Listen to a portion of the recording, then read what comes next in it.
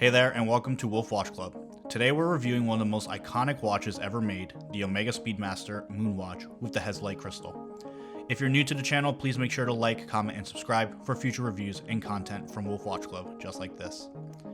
But now, let's dive a bit into the history of the Speedmaster before doing the unboxing. The Speedmaster was originally released in 1957 as a racing chronograph, having absolutely nothing to do with space exploration. However, NASA was quietly testing watches in the 60s for manned space flights. The Speedmaster was the standout choice. Because of its robustness, reliability, and well-built construction, it survived extreme temperatures, shock, vibrations, and everything else that was thrown at it that damaged other watches.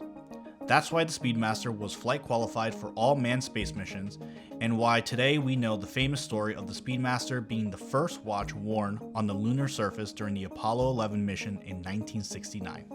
The Speedmaster was also critical in the safe return of the Apollo 13 mission in 1970.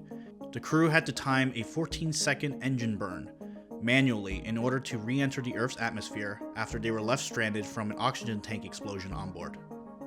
Later that year in 1970, OMEGA was awarded the Silver Snoopy Award for the Speedmaster's contribution to space exploration.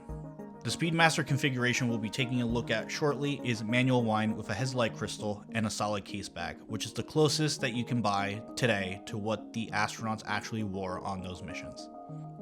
Let's go ahead and start with the unboxing, and this case is just super cool. And there's the watch. We're looking at a 42mm stainless steel case with a full stainless steel bracelet, with beautifully curved lugs, and a very slim case profile for a manual wind chronograph. The dial is matte black with high contrast and perfectly legible. The white baton hands, recessed subdials, and the iconic tachometer bezel make this watch recognizable from a distance. Now, a somewhat contentious part of this watch, which I mentioned briefly already, Hesalite is an acrylic crystal, not the typical sapphire that you would find on a watch at this price point. It scratches more easily, but it won't shatter, which is exactly why NASA chose it.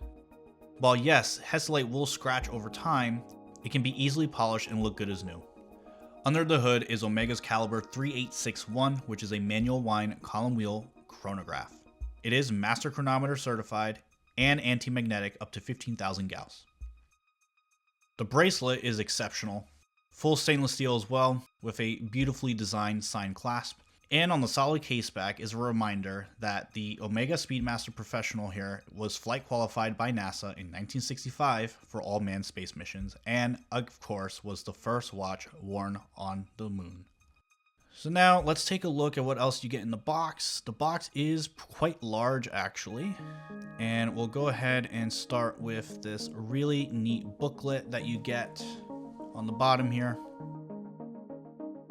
It says OMEGA Speedmaster Legendary Moonwatch, and it's actually a really nice touch in my opinion to give you more history into the insight of the Speedmaster's history in space exploration. And of course you get your owner's manual, which is the essential guide here, as well as your warranty cards. On my 7¼ inch wrist, the Speedmaster sits very happily and balanced. Overall, the Speedmaster is an icon for a reason, and every collector should own one at some point in their journey. Thanks for watching.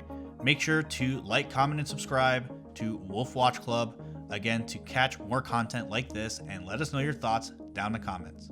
Bye now.